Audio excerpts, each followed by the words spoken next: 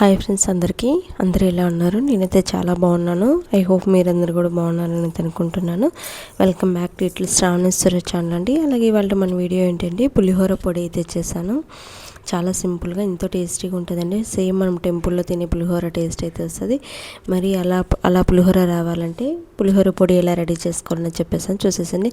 ఇక నేను ప్లేట్లో చూపిస్తున్నట్లు కొద్దిగా జీలకర్ర, మెంతి, ఆవాలు, అలాగే శనగపప్పు, మినపప్పు, కొద్దిగా ఎండుమిర్చి, మిరియాలు, అలాగే కరివేపాకు అయితే తీసుకున్నాను. ఇదైతే చింతపండు నానబెట్టి అయినా చేసుకోవచ్చు, లేదంటే అలాగే డ్రైగా ఉండేదైనా లైట్గా ఫ్రై చేసుకొని పొడి చేసుకునేయచ్చు. నేనైతే చింతపండు నానబెట్టి అయితే చేసుకుంటానండి, అదైతే టేస్ట్ ఇంకా బాగుంటుంది. ఫస్ట్ అయితే పొడి ఎలా చేసుకోవాలని చూసేసేయండి. ఇక్కడ మనం తీసుకున్న పప్పులన్నీ ఒకదాని తర్వాత ఒకటి బాగా ఫ్రై చేసుకోవాలి.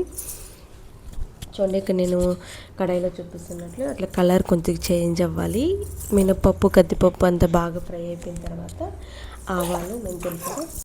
ఆవాలు మెంతులు కూడా బాగా ఫ్రై చేసేసుకోండి. చూడండి, ఒకటి తర్వాత ఒకటి.